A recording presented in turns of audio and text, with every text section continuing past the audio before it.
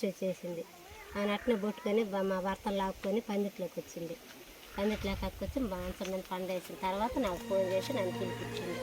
12 గంటలప్పుడు అట్టే పండబెట్టుకుని ఉండి మాకేం దిక్కు తెలక తీసుకొని పోవాలా.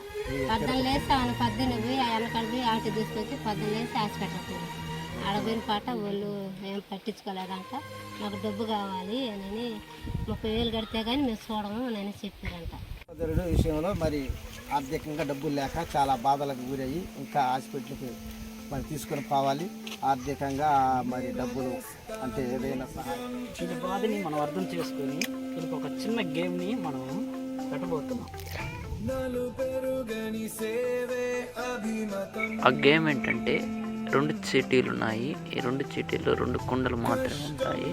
ఈ 2 కుండల్లో ఒకటో ఉంది. అది ఈ టోకంలో ఏది తీసుకుంటారో అది మనస్ఫూర్తిగా తీస్తే మీకు కావాల్సిన ఛార్జీలు మొత్తం దీంట్లో ఏర్పాటు చేయడం జరిగింది. ఓకే, ఇప్పుడు దాంట్లో ఏదైనా ఒక చీటీ తీయండి.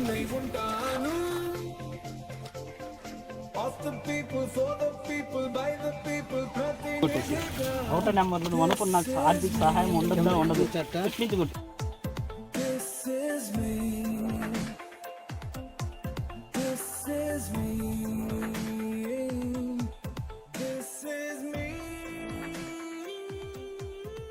ఇక నుంచి ప్రతి బడ్జెట్ ప్రజలకు అర్థమయ్యేలా. ఓకే, సాంబల్ కట్టేదా?